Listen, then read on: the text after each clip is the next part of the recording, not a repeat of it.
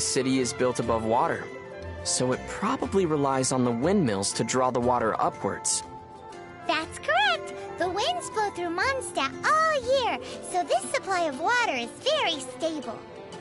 Also, the windmills are what they call visible winds, and wind chimes are called the audible winds. Paimon guesses they can be thought of as mascots and prayers to the animal Archon for protection. Ah, mascots. So, like you then, Paimon. No, not at all! They're made of wood, and you can't eat them in an emergency either, because all you'll do is grind your teeth down. I don't know what to say to that.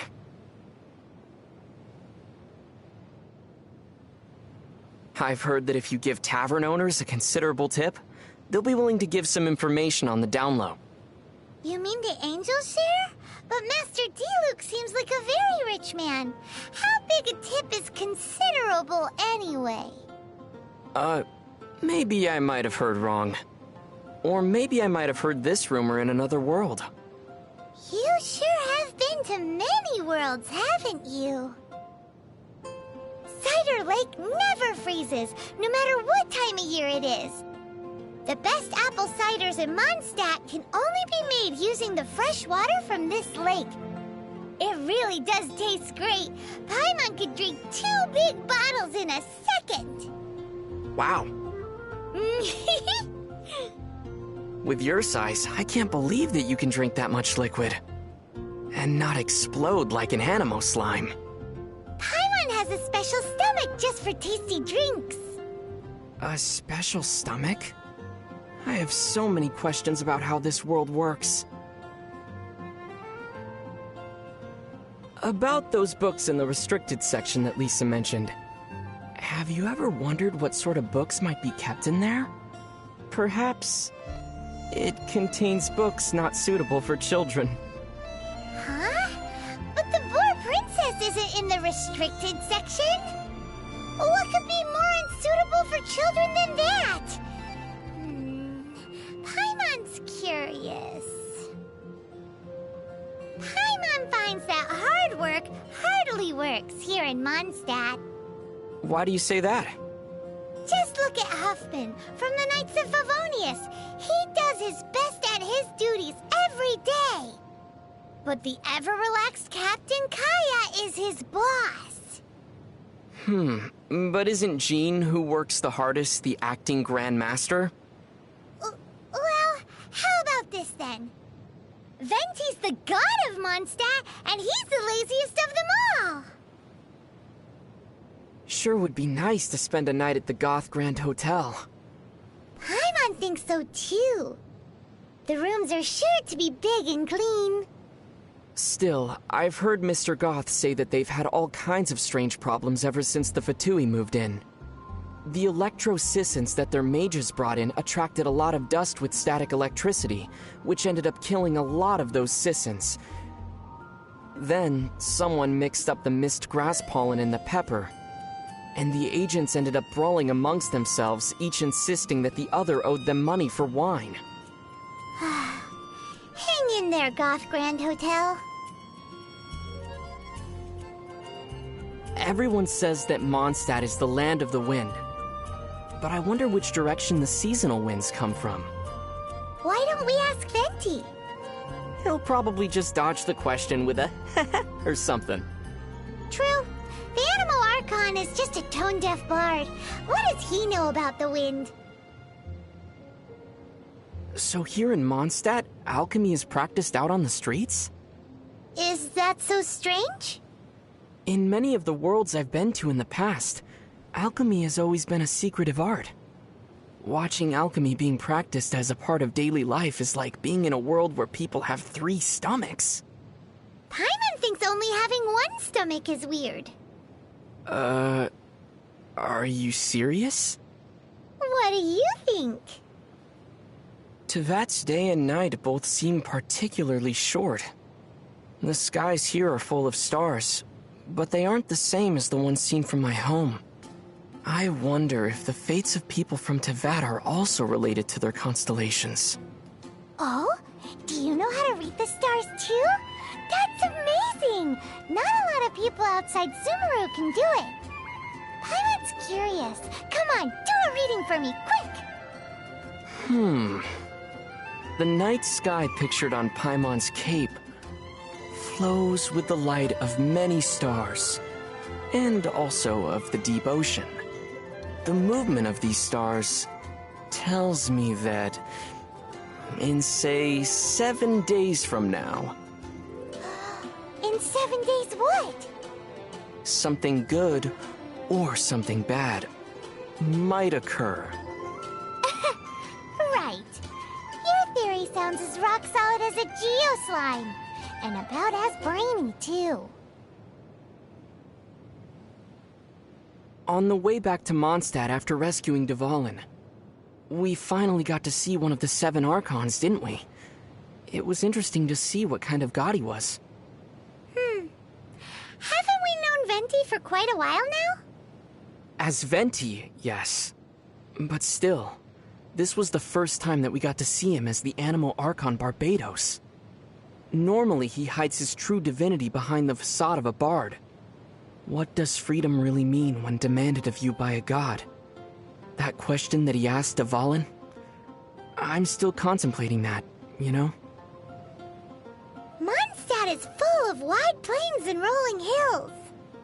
People say that when Barbados made this land, he used the storm to flatten the cliffs and valleys. Still, it looks like he missed a few spots. Like Star Snatch Cliff? Exactly. On the map, it almost looks as if it was meant to be the apex of a vertical structure, but ended up at the wrong orientation. What's an apex? Paimon's heard that couplets are a traditional art form in Liyue. If you can write a line that works as a second half to one that someone else has written, you'll be well paid. But linking the couplet is hard, so it's not easy money. Not only does the rhythm need to match, but the meaning has to as well. Care to give an example? Wind rises, winds never churn. But the sea of clouds always return. Not bad. Let's not waste time here. We've got some money to make. There's a saying of Rex Lapis that's commonly used here in Liyue. Paimon thinks its rough meaning is, don't play with your money. It's because the first Mora were minted from his golden form and given to humans in trust. Kaya sure seems to enjoy playing with his money. And that's why you shouldn't learn from him. Well, as a child, I was taught not to play with my food. Yup. You've got to respect your food. What are you looking at Paimon for? Walk in 7 clockwise circles, then walk in 7 anti-clockwise circles. Then open your eyes. Are you sleepwalking? Nope. Paimon is just trying to see if that antique shop from Heart's Desire actually exists. Well, assuming that a shop in a story does exist, what would you like to buy, Paimon?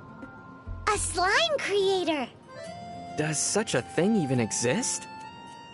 Lately, some Guhua clan disciples have been retelling an ancient story. The Guhua clan, huh? Paimon bets it's a heroic story. Several male disciples decided to partake of a contest of arms to see who would marry their female junior, and she approved. Ooh, Paimon's heard this one. In Liyue, they call this a joust for a spouse. But the night before the contest, she stole the eldest disciple's favorite sword. Aw, so she wanted him to lose. Poor guy. I know, right? Forced to use a sword he wasn't used to, the eldest disciple suffered a crushing defeat. Unable to accept this result, he fell to his knees and wept.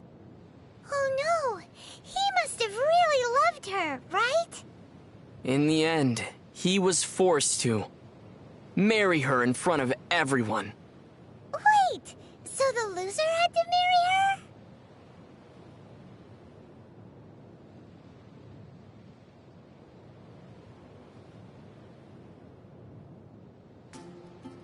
Did you know the reeds in Dihua Marsh are common materials used in making paper? The solid reed cores are used to make pens, while the hollow part is used to make flutes. It's all very sophisticated. Over the years, many heroes and swordsmen have also chosen Dihua Marsh as the location of their duels. The more reeds, the more elegant the place. But in places where the reeds are the thickest, the water can be quite deep.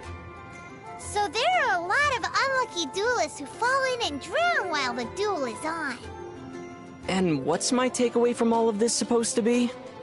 Don't get into a fight in Dihua Marsh!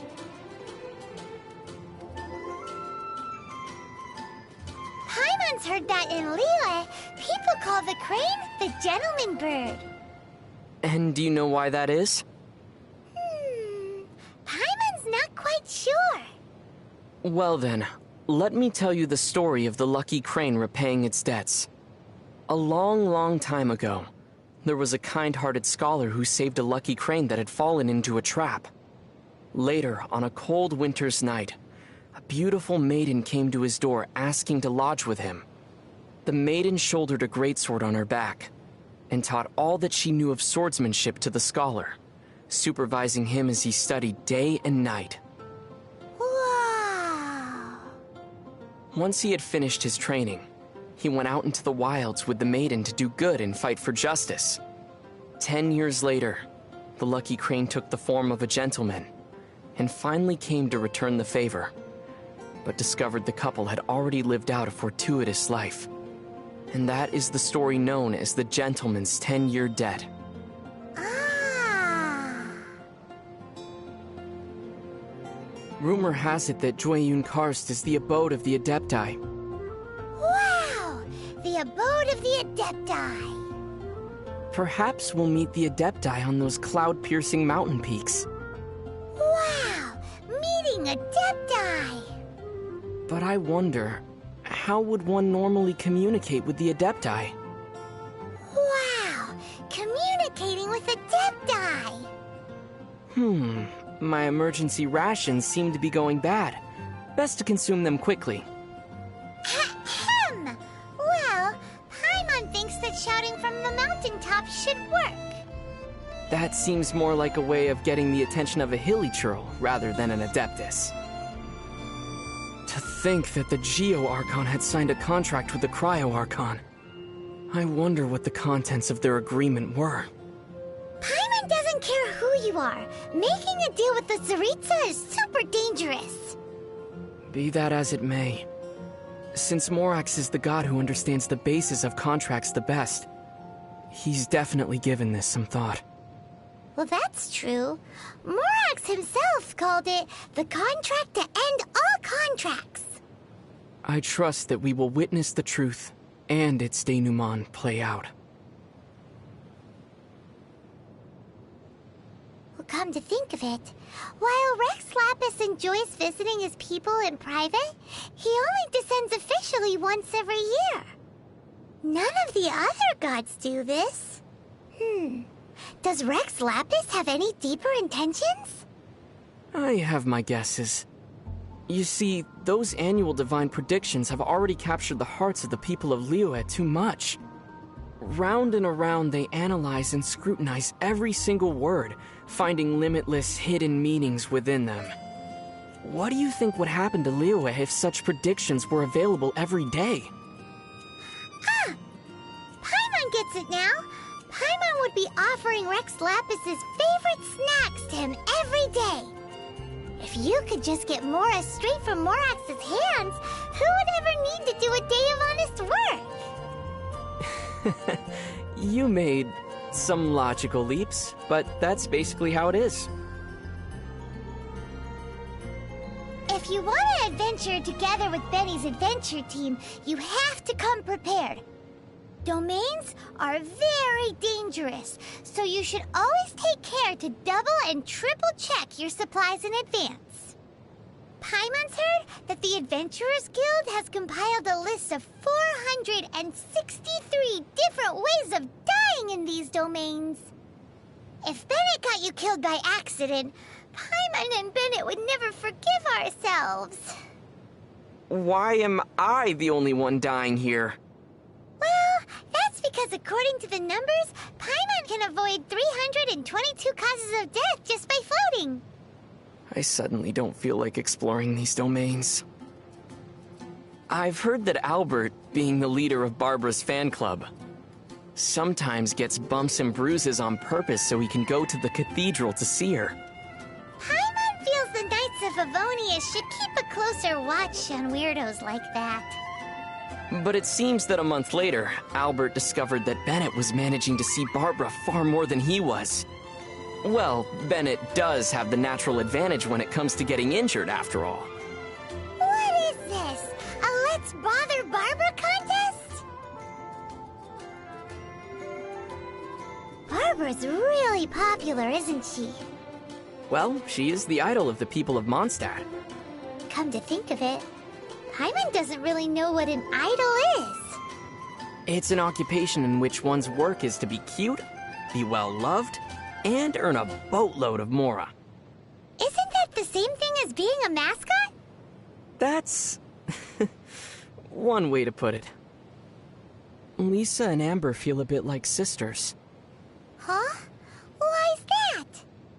Amber often runs errands for Lisa. Older siblings asking their younger siblings to do things for them so that they can slack off is a rather common practice. But my sister and I are the same age, so we had to decide these things via rock, paper, scissors. Whoa! So doesn't that make you my younger brother? What do you mean? Well, since Paimon floats, you're the only one who can run any errands. Seriously? Paimon, have you ever seen what Kaya looks like under that eye patch? Nope. So, it would seem he never takes it off. Actually, Paimon already knows why. Oh? He must be hiding some big secret. Really? A secret? See, Kaya heads out for assignments more than anyone else. So the skin under that eye patch has to be way lighter than the rest of him. So, if he ever takes that eye patch off... He'll definitely become the butt of everyone's jokes. Maybe he'll even get a weird nickname. Like, say, Pasty Eye. Guess he didn't need to take it off to get a weird nickname. Strange. What's wrong? Diluc and Kaya are really alike, so why don't they get along? How are they alike again?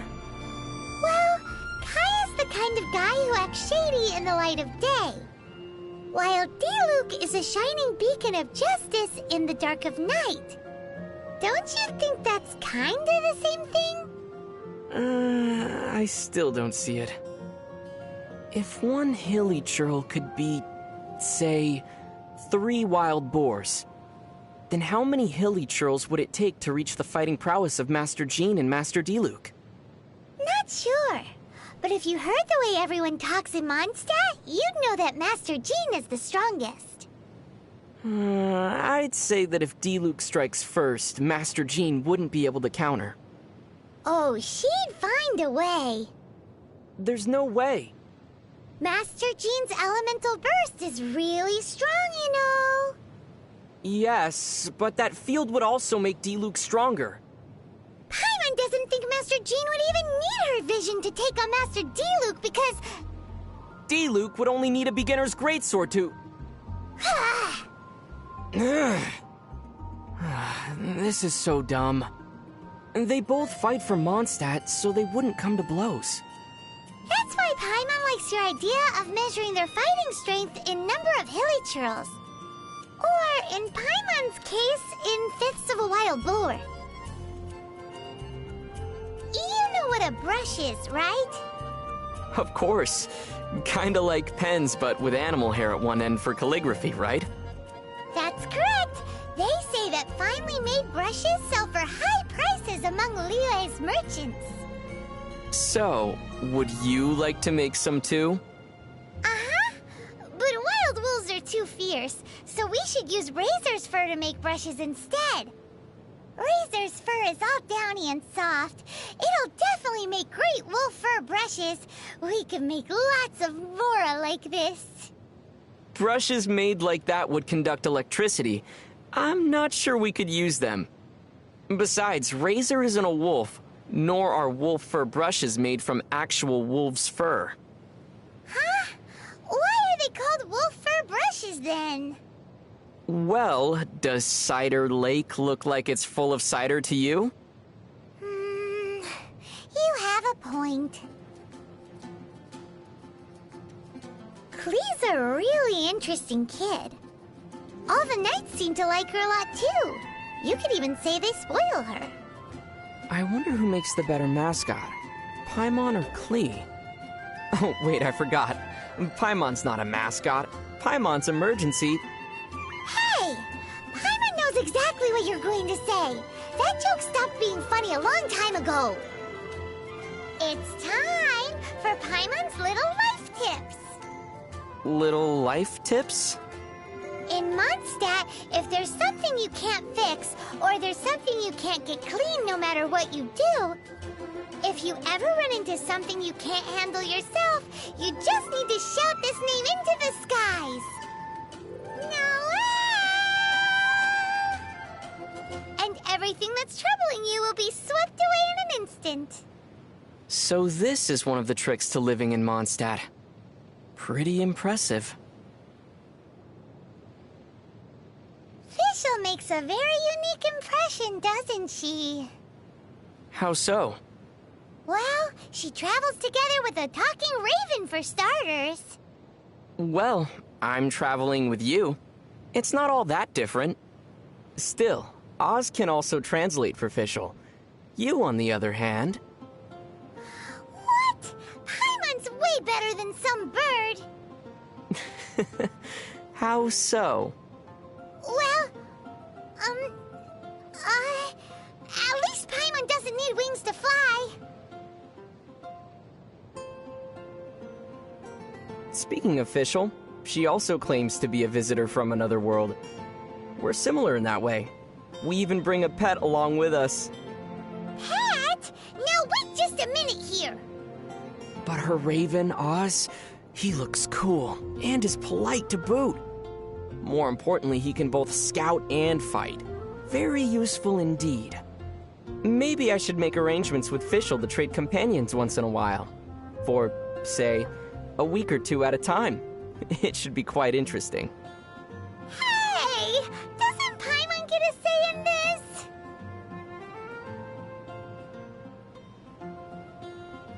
How do you become as popular and cool as Captain Beto? With enough experience? Paimon's already seen lots of things from adventuring together with you. One also needs to experience trials and setbacks. Paimon almost drowned that one time. Maintain an inspirational disposition. Uh-huh. Paimon's always rooted for you. One must also have a mature outlook towards problems. Hey, are you just trying to say that Paimon can't make it? How does a person become as rich, no, as super rich as Lady Ningguang? Is that the only impression she gives you? Riches? Well, there's the huge jade chamber too. But isn't that also made of Mora? Well, you need an excellent mind. Well, Paimon's really good at giving people nicknames.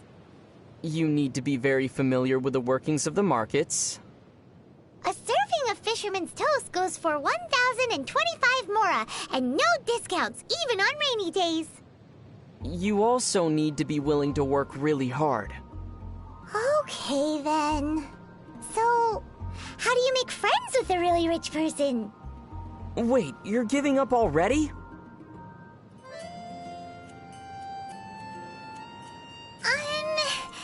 Do you think that Chi-Chi needs to drink blood? That's not a zombie, Paimon. That's a vampire. Then, will she transform during a full moon? Werewolves, Paimon, not zombies. As expected of a traveler, you really know a lot. So, what special things... What sort of slime do you like the most? Pyro slimes, I suppose. You can feel their warmth just by getting close. That's something you'll need in the winter. That's very practical, as expected of a traveler. What about you, Paimon? Paimon likes them all. They're all very tasty. Tasty? Turning slimes into bubbly, lovely, jubbly meals is the Paimon special. Well then, I suppose that's one more thing I can eat before you become emergency rations, huh, Paimon? Paimon would rather not be on that list at all.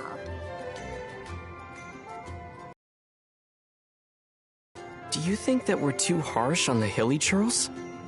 Well, sometimes we really do seem like children who just can't resist kicking the hornet's nest.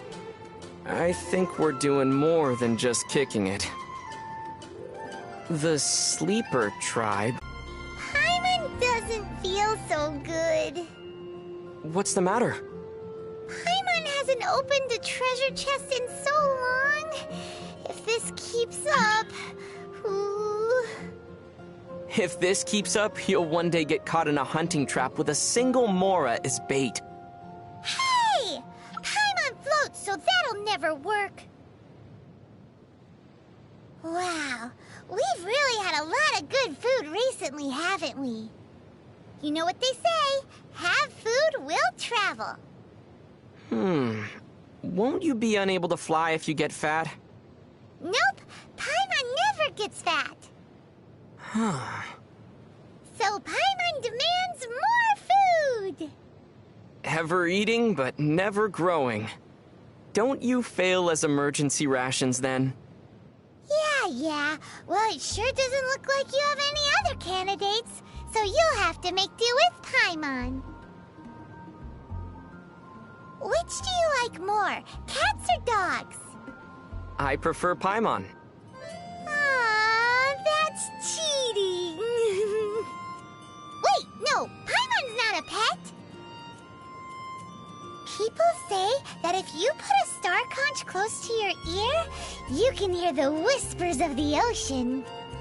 Do you want to give it a go, Paimon? No need. Paimon just heard it. Oh? And what did the ocean say? The ocean said that it's time to eat, so let's go. Paimon wants some fisherman's toast. We should get something tasty to eat. But Paimon doesn't want to have to go get it. Shall we decide with a game of rock, paper, scissors, then? Ooh, okay. All right, then. Rock, paper... Super Paimon Tornado! What? Paimon's been working so hard recently. Any ideas on how to relax? Sleeping? Sleeping's boring. Reading? Paimon will get dizzy. Having a chat with some friends? But those are all things that require thinking. And not thinking is more relaxing. And thus the Paimon Paradox, famed in the histories of philosophy in Teyvat, was put forth. Liyue's cuisine is very different from that of Mondstadt. For example, you can hardly find spicy fried dishes anywhere in Mondstadt. That's why they say climate creates cuisine, you know? But wait, why do all of Teyvat's slimes taste the same then? That's because you only know one way of cooking them. Wow, a weasel thief's backpack can really hide a lot of Mora. Well, it's because weasels by nature enjoy collecting shiny objects. Paimon's heard that the origin of the weasel thieves has something to do with the treasure hoarders. Also, aren't crows the type to collect shinies as well? Paimon wonders if Oz has a secret stash of Mora that he collects behind Fischl's back. Well, now that you mention it, Paimon, I wonder, do you? Nope. Nothing here. You won't find any Mora in Paimon's shoes. No way.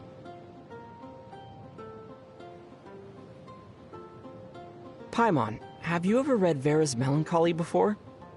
Well, it sure sounds familiar. That book's pretty popular, and I've heard that the author made a tidy sum off of it. Paimon would love to make lots and lots of Mora. It's decided then. Paimon will write an adventure story as well. A Tale of Adventure by Paimon? Correct. It'll be a story in which the brave traveler defeats the dragon, saves the world, and then sits down with his reliable companion for 10 servings of sticky honey roast. 10? Uh-huh. A happy ending attracts the readers after all.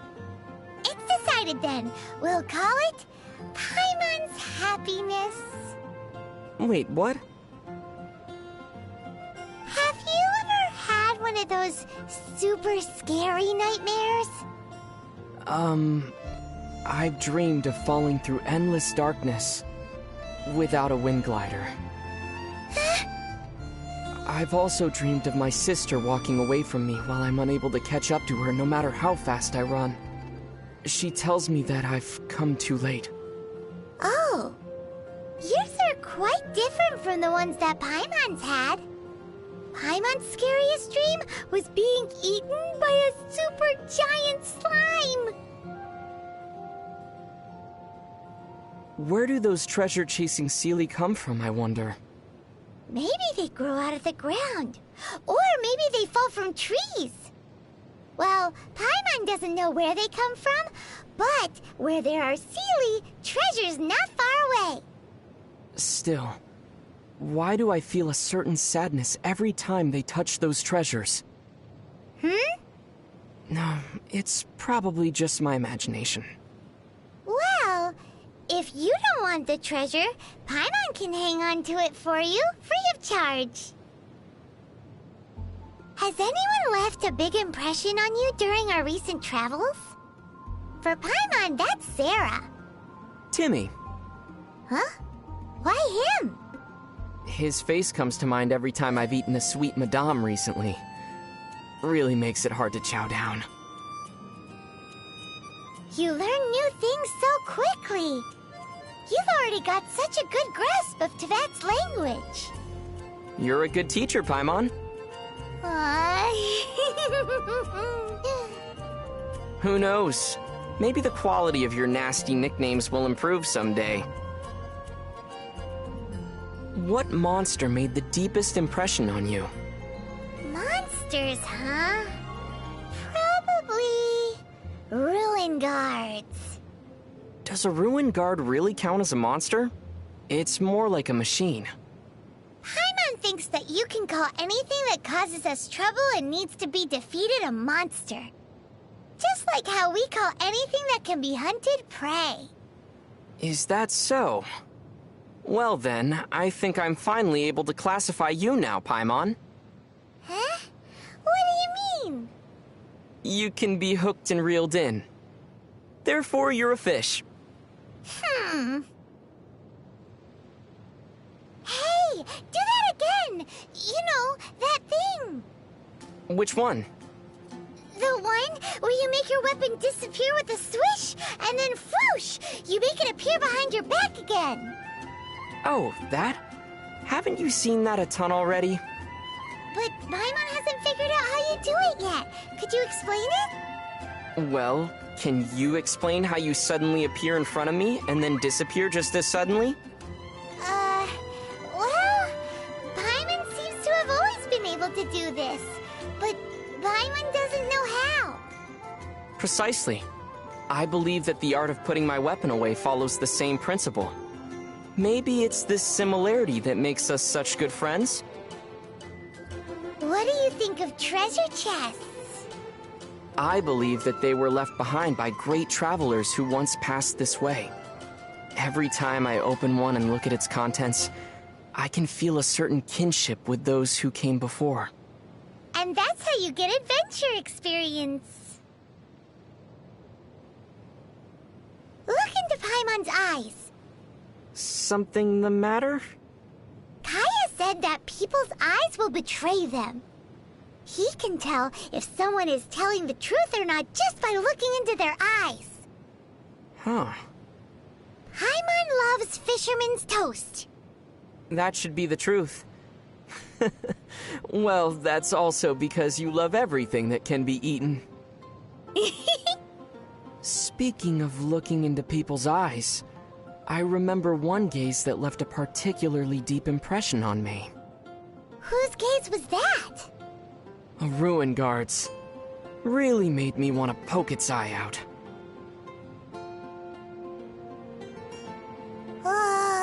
Paimon's so bored.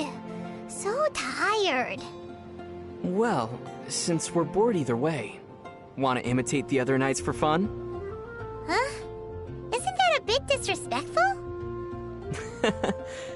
I see you already have the knightly virtue of modesty and politeness. Very impressive. Hey! Paimon sees what you're doing. Cut it out!